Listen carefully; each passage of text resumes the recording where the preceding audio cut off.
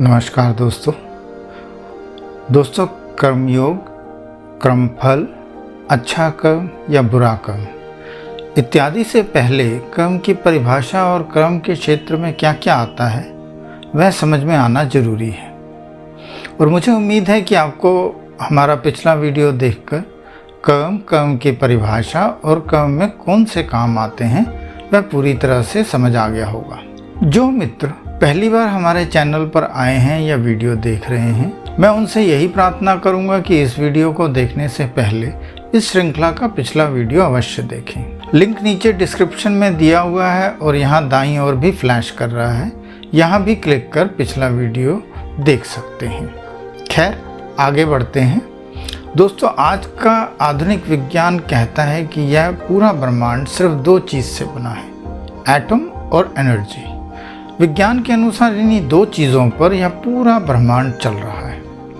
विज्ञान के अनुसार an atom a functional piece of matter is anything that can be touched physically. Everything in the universe except energy is made of matter, and so everything in the universe is made of atom. और atom यानी परमाणु तब भी था जब यह ब्रह्मांड नहीं था, आज भी है, जब यह ब्रह्मांड नहीं होगा तब भी परमाणु होगा। एनर्जी के बारे में भी विज्ञान एटम की तरह ही कहता है कि एनर्जी यानी ऊर्जा को ना तो बनाया जा सकता है और ना ही नष्ट किया जा सकता है, बल्कि केवल एक रूप से दूसरे रूप में बदला जा सकता है। अर्थात दोनों को ना तो बनाया जा सकता है और ना ही नष्ट किया जा सकता है, और दोनों बस अपना रूप बदल सकते हैं। दोस्तों, अध्यात्म, गीता और योग भी तो कुछ ऐसा ही कहते हैं। गीता अध्याय 2 श्लोक 13 से श्लोक 30 के बीच में आत्मा के बारे में बताया गया है। संक्षेप में आत्मा को अविनाशी बताया गया है। आत्मा को ना कोई मार सकता है, ना ही आत्मा मर सकती है। आत्मा अविनाशी, शाश्वत, अजन्मा और अपरिवर्तनीय है। अर्थात जब हम नहीं थे वह तब भी थी, आज भी है, और जब हम नहीं होंगे तब भी होगी। गीता के 4थे अध्याय में प्राण के बारे में बताया गया है कि कैसे उसे रोककर ध्यानावस्था प्राप्त की जा सकती है। इसके अलावा भी कई जगह प्राण और प्राण शक्ति का जिक्र है। ऋषि पतंजलि के योग सूत्र में काफ़ी जगह प्राण, प्राण शक्ति, प्राण के आयाम यानी साधना का जिक्र आता है, जो बाद में प्राणायाम के नाम से प्रचलित हुआ। यहाँ प्राण को ऊर्जा ही माना गया है, और ऋषि पतंजलि के योग सूत्र की व्याख्या करते हुए विवेकानंद ने भी इसे केवल सांस नहीं कहा है। श्लोक 34 की व्याख्या करते हुए लिखा है कि यहाँ प्रयुक्त शब्द प्राण श्वास नहीं है, यह उस ऊर्जा का नाम है जो ब्रह्मांड में है। ब्रह्मांड में जो कुछ भी चलता है या काम करता है या जीवन है, वह इस प्राण शक्ति की अभिव्यक्ति है। ब्रह्मांड में फैली कुल ऊर्जा का योग प्राण कहलाता है। कुल मिलाकर यह कहा जा सकता है कि हमारे पूर्वज एटम और एनर्जी से भली भांति परिचित थे।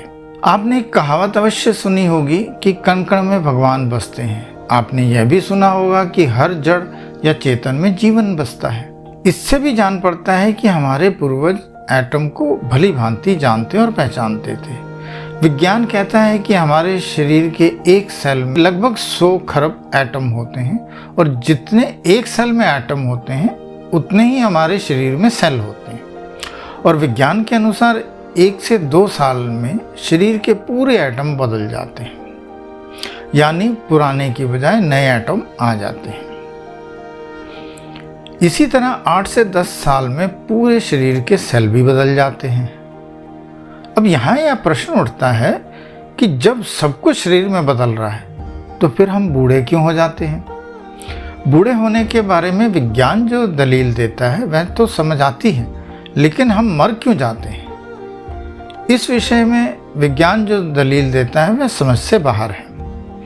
यहाँ अध्यात्म की माने तो लगता है कि सबको चलाने वाली आत्मा जब शरीर से निकल जाती है तो फिर सब कुछ होते हुए भी शरीर निष्क्रिय हो जाता है। सांस, पानी और भोजन के जरिए शरीर में एनर्जी पहुंचती है जो शरीर को चलाती है, लेकिन इस सब के बावजूद भी मृत्यु हो जाती है। अर्थात शरीर में एनर्जी और एटम होने के बावजूद कुछ और है जिसके निकल जाने के कारण यह सब होते हुए भी मृत्यु हो जाती है। विज्ञान कहता है कि आत्मा नाम की कोई चीज़ नहीं होती। अगर होती तो फिर एक्सरे या ऐसे अन्य प्रकार के परीक्षणों में अवश्य दिख जाती। यहाँ यह प्रश्न उठता है कि वैज्ञानिक मानते हैं कि हमारा शरीर 99% एटम से बना है, तो फिर वह कहाँ दिख रहे हैं? और जब वह नहीं दिख रहे तो आत्मा तो उससे भी सूक्ष्म है, वह कैसे दिखेगी? अतः जैसे विज्ञान कहता है कि एटम है, वैसे ही अध्यात्म कहता है कि आत्मा है। एटम के होने का एहसास होता है, वैसे ही आत्मा के होने का भी तो एहसास होता है। दोस्तों, आप सोच रहे होंगे कि मैं भी कम युग की बात या व्याख्या को छोड़कर और लोगों की तरह वही पुराना राग छेड़कर बैठ गया हूँ कि हमारे पूर्वज ये थे वो थे और विज्ञान से बहुत आगे थे। यहाँ आप कुछ सही और कुछ गलत अंदाज़ा लगा रहे हैं। आपका सही अंदाज़ा यह है कि पूर्वजों की बात छेड़ रहा हूँ और अध्यात्म को सही और ठीक बता रहा हूँ, लेकिन यहाँ आप गलत सोच रहे हैं कि मैं विज्ञान को पिछड़ा बताने की कोशिश कर रहा हूँ। आज के विज्ञान को हम गलत कैसे कह सकते हैं?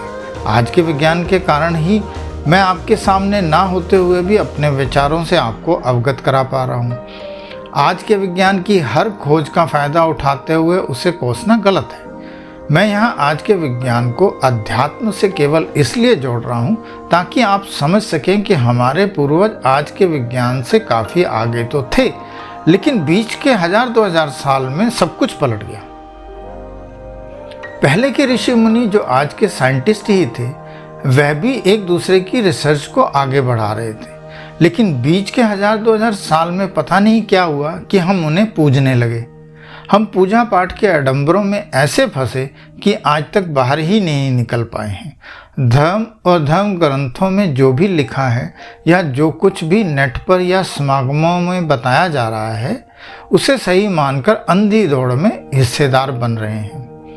आप कोई भी चीज़ खरीदने जाते हैं तो वह आसपास से पूछते हैं, नेट पर सर्च करते हैं, उसकी गुणवत्ता की परख करते हैं, वह सही कीमत की है या नहीं, वह आपके लिए या आपके परिवार के लिए ज़रूरी है या नहीं, उसे तोलते हैं, सोचते समझते हैं और फिर उसे खरीदते हैं। लेकिन धर्म अध्यात्म के मामले में आप अंधविश्वासी क्यों बन जाते हैं? क्या आप जानते हैं कि इस अंधविश्वास का हम पर या हमारे समाज पर कितना बुरा असर पड़ रहा है? आज हम अपनी ऊर्जा, प्रेम, आस्था और विश्वास धर्म, धर्मस्थल और धर्म ग्रंथों को समर्पित कर रहे हैं और अपने आसपास परिवार, प्रेम संबंध, रिश्तों और समाज में इसी के कारण कड़वाहट और अविश्वास फैल रहा है। आज रिश्तों में प्रेम नाम मात्र ही रह गया है। हम हर किसी को शक की नज़र से देखते हैं। जरा सा झटका लगा नहीं कि हम कोसने बैठ जाते हैं। नेगेटिव सोच नेगेटिविटी को ही बढ़ाती है और फिर हम कहते फिरते हैं कि देखो कैसा कलयुग आ गया है, चारों तरफ झूठ और फरेब फैला हुआ है। दोस्तों, भारतवर्ष में ही लाखों लोग मेडिटेशन करते हैं। लाखों लोगों ने अपनी कुंडलिनी शक्ति जागृत करवा ली है। हर गली नुक्कड़ पर 1 या 2 पूजा स्थल हैं। लगभग हर रोज़ कहीं ना कहीं पर संत समागम हो रहे हैं। लेकिन कभी आपने सड़क पर, ऑफिस में, रिश्तेदारी में या समाज में इसका कोई प्रभाव देखा? कभी आपने सोचा कि आखिर इतना सब कुछ होने के बावजूद चारों तरफ नेगेटिविटी ही क्यों दिखती है? आप कभी सोचिए। दोस्तों, मैं यहाँ विज्ञान से अध्यात्म की तुलना केवल इसलिए कर रहा हूँ ताकि आप समझें कि अध्यात्म भी आम जन साधारण के लिए था। अध्यात्म किसी एक धर्म या जाति के लिए नहीं था। जैसे आज विज्ञान का कोई मजहब या जात नहीं है, इसीलिए इसे सब अपना लेते हैं और इसी कारण विज्ञान आज हमारी रोज़मर्रा की ज़िंदगी में रच बस गया है। आज हम विज्ञान की हर खोज का फ़ायदा उठाते हैं। ऐसे ही अध्यात्म भी था, लेकिन अध्यात्म के धर्म से जुड़ते ही हजारों आडंबर घुस गए और कुछ लोग यह कहने लगे कि यह ईश्वरीय ज्ञान है, इसे वही बता, समझा या करवा सकता है जिसे ईश्वर की प्राप्ति हो चुकी हो, जो ब्रह्मज्ञानी हो, जो ब्रह्मचारी हो, जो सन्यासी हो, जो धर्म पे चलता हो, जो शाकाहारी हो, जो लोभ मोह माया से दूर रहता हो। और शायद इसी कारण अध्यात्म हमारे इतने नज़दीक होते हुए भी दूर, अति दूर होता जा रहा है। यह सुनकर आप कह सकते हैं कि नहीं, ऐसा नहीं है। धर्म और अध्यात्म भी हमारी रोज़मर्रा की ज़िंदगी में शामिल है। दोस्तों, आज हम धर्म या अध्यात्म के नाम पर जो भी कुछ कर रहे हैं वह सिर्फ आडंबर है और कुछ भी नहीं। खैर, छोड़िए ये सब, आइए आगे बढ़ते हैं। दोस्तों, हमने अभी आपको बताया कि विज्ञान कहता है कि वह सब जिसे हम छू सकते हैं वह मैटर यानी पदार्थ है, और परमाणु और ऊर्जा दो ही चीज़ इस पूरे ब्रह्मांड में है। विज्ञान यह भी कहता है कि हमारा शरीर 99% परमाणु से बना है और यह ऊर्जा पर काम करता है। ऊर्जा हमें ऑक्सीजन, पानी, सूर्य, भोजन आदि से मिलती है। दोस्तों, विज्ञान की अभी तक की खोज में प्रकाश सबसे तेज चलने वाली ऊर्जा है, जबकि अध्यात्म कहता है कि आत्मिक शक्ति अर्थात आत्मा से पनपी ऊर्जा सबसे तेज है। और शायद इसी ऊर्जा के प्रयोग कर हमारे ऋषि मुनि वह सब खोज पाए जो आज विज्ञान खोज रहा है। गीता के अध्याय 11 श्लोक 8 में श्री कृष्ण कहते हैं कि तुम मेरा विराट रूप इन आँखों से नहीं देख सकते, अतः मैं तुम्हें दिव्य दृष्टि प्रदान करता हूँ। अर्थात ईश्वर या ब्रह्मांड को देखने या जानने के लिए दिव्य ज्ञान ही काफ़ी नहीं है, इसके लिए दिव्य दृष्टि भी होनी जरूरी है। यह सब ठीक वैसे ही है जैसे आपके पास आज के हिसाब से भौतिक शास्त्र का ज्ञान अर्थात जरूरी शिक्षा तो है और आप खगोल विज्ञान में शोध भी कर रहे हैं, लेकिन आपके पास यदि हब्बल या नासा जैसे टेलीस्कोप या सुविधा नहीं है तो आप इस ब्रह्मांड को सही से नहीं देख सकते। जैसा हमने अपने पिछले वीडियो में भी बताया था कि आज का विज्ञान भौतिक को महत्व देता है और अध्यात्म आत्मा और आत्मिक ज्ञान को महत्व देता था। अध्यात्म के लिए भौतिक टेलीस्कोप की ज़रूरत नहीं थी, वह योगी आत्मिक या आध्यात्मिक ज्ञान या दृष्टि यानी शक्ति से ही सब देख लेते थे। दोस्तों, आप सोच रहे होंगे कि हम कम फल की बजाय अध्यात्म और विज्ञान में ही फंसकर रह गए हैं, इससे आगे नहीं बढ़ पा रहे। नहीं दोस्तों, ऐसा नहीं है। हम आपको यह सब और कुछ बातें बार बार केवल इसलिए बता रहे हैं ताकि आपको पूरी तरह से समझ में आ जाए, क्योंकि इन्हीं बातों पर कर्मफल या यूं कहें कि कर्म योग टिका हुआ है। या हम जो कुछ भी बता रहे हैं वह कर्मफल समझाने के लिए बहुत ज़रूरी है, और साथ ही साथ इन्हीं के जरिए आप अच्छा और बुरा कर्म क्या होता है वह सब ठीक से समझ पाएंगे। दोस्तों, हमें कर्म फल, बुरा कर्म और अच्छा कर्म के बारे में जो कुछ भी बताया जाता है या बताया जा रहा है वह सब बहुत ही अव्यवहारिक है, तभी तो हम इसे अपना नहीं पा रहे। हमारी सोच बार बार हमें कर्म फल से दूर ले जाती है, खासकर तब जब ये कहा जाता है कि यह सब जो कुछ भी हम इस जन्म में कर रहे हैं वह सब पिछले जन्मों का फल है। बुरे कर्म के बारे में तो और भी ज़्यादा डराया जाता है, और सिर्फ इन्हीं कारणों से हम इस अनूठे और पूरी तरह से सच कर्म योग से दूर होते जा रहे हैं। इसी कारण मैं आपको कर्म योग को बहुत ही आसान भाषा, व्यवहारिक रूप और ज्ञान की कसौटी पर तोल कर समझा रहा हूँ, ताकि आप इसे समझकर अपनी रोज़मर्रा की ज़िंदगी में लागू कर सकें। इसे अपनाने से आपका जीवन बहुत ही सुलभ और सुचारू रूप से चल पाएगा। दोस्तों, हमें यह बताया जाता है कि अपनी नेगेटिविटी ख़त्म करो। नेगेटिविटी हमारे लिए बहुत हानिकारक है, यह हमें बर्बादी की ओर ले जाती है, जबकि असल में आपको नेगेटिविटी ख़त्म करने की ही नहीं बल्कि अपनी पॉजिटिविटी बढ़ाने की आवश्यकता होती है। पॉजिटिविटी बढ़ने पर नेगेटिविटी और नेगेटिव सोच अपने आप ही कम होती चली जाएगी। हाँ, नेगेटिविटी ख़त्म नहीं होगी, ख़त्म हो ही नहीं सकती। नेगेटिविटी और पॉजिटिविटी इस ब्रह्मांड का हिस्सा है। आप परमाणु में भी नेगेटिव और पॉजिटिव पाते हैं। परमाणु में नेगेटिव चार्ज इलेक्ट्रॉन चारों तरफ घूमता रहता है और पॉजिटिव चार्ज प्रोटॉन और बिना किसी चार्ज के न्यूट्रॉन यानी एक तरह से न्यूट्रल न्यूट्रॉन मध्य में रहता है।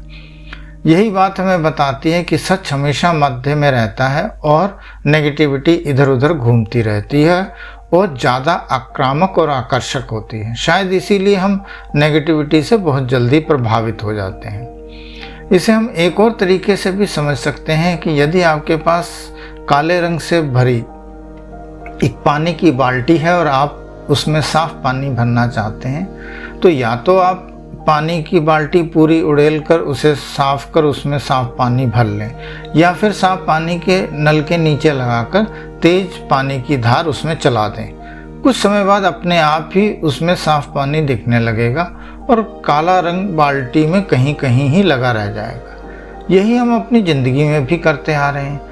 हम नेगेटिविटी से भरी जीवन के कर्मों की बाल्टी उड़ेलने में सारी ऊर्जा लगाए चले जा रहे हैं और नेगेटिविटी है कि निकल ही नहीं पा रही। और यदि हम अपनी ऊर्जा स्वच्छ पानी यानी पॉजिटिविटी के नल के नीचे लगाकर छोड़ दें तो सब कुछ अपने आप ही ठीक हो जाएगा और ऊर्जा भी कम खर्च होगी। दोस्तों, यहाँ एक खास बात भी बताना चाहूँगा कि हमारे पूर्वजों को परमाणु का तो पता ही था, लेकिन उसके साथ ही साथ उन्हें इस बात का भी पता था कि इसमें 3 पार्टिकल्स होते हैं। आप परमाणु के तीनों पार्टिकल्स की प्रॉपर्टीज़ और वर्किंग को ब्रह्मा, विष्णु और महेश से मिलाकर देखिए। यही नहीं, आप गीता में दिए 3 गुण सत्व, रजस और तमस को भी परमाणु के पार्टिकल से मिलाकर देखिए। यह सब आपस में मिलते हैं। यहाँ तक कि शारीरिक योग के जन्मदाता ऋषि पतंजलि भी इसे जानते थे। योग के बारे में भी हम एक वीडियो बनाएंगे, तब आपको इसके बारे में विस्तार से बताएंगे। दोस्तों, आपका कर्मफल जानने के लिए कर्म को हर तरीके से समझना बहुत ज़रूरी था और मुझे उम्मीद है कि आपको कर्म के बारे में सब कुछ समझ आ गया होगा। अगले वीडियो में हम आपको कर्मफल के बारे में बताएंगे। कर्मफल समझना और समझाना थोड़ा मुश्किल है और उससे भी मुश्किल बुरा और अच्छा कर्म बताना है। कोशिश करेंगे कि आपको सब समझ में आ जाए।